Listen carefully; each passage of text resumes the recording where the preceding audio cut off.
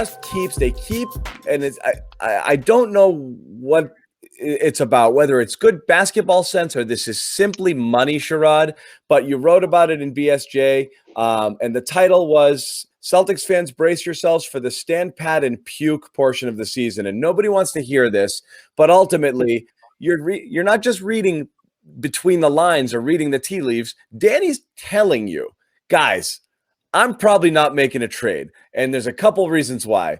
We're probably not going to use the whole TPE here on a Band-Aid, which he said as a quote outright, and we're not going into the tax. Now, the first one makes basketball sense. The second one's going to infuriate people like crazy, which is, wait a second, you're not going into the tax to potentially have a title contender? And that's something I think fans have a difficult time reconciling.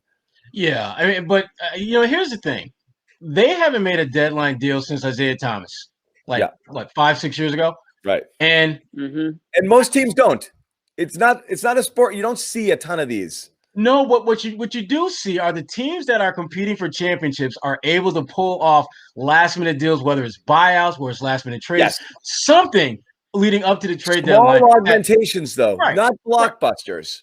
Right, but they do something though, and the Celtics don't do anything. They kind of hit the rewind button and just say we're bringing the band back, and it's so damn frustrating to see this every single year. Now, in the past, I think there have been circumstances that to me made logical sense why you just keep everything together. Where you have a guy like Gordon Hayward who gets hurt, misses significant time. Kyrie Irving isn't right, and you things like that. But here's the difference, though: those teams, even in their jacked up state, they were still like 4, 5, 6 games over 500. You didn't see them as a team that was muddling the Mendoza line record wise. They were clearly above 500. This team has had to win 5 of its last 6 to be 2 or 3 games over 500. This is a 500-esque team that you have right now. And I don't care about Kemba Walker's limited minutes. I don't care that you've had a couple guys miss for health and safety protocol reasons.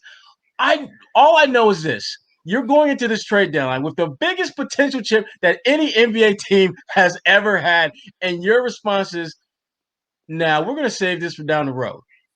I think the fact that the Celtics have played 500 basketball up to this point, for the most part, would make me more bullish to use something now so that we can, not be a 500 team.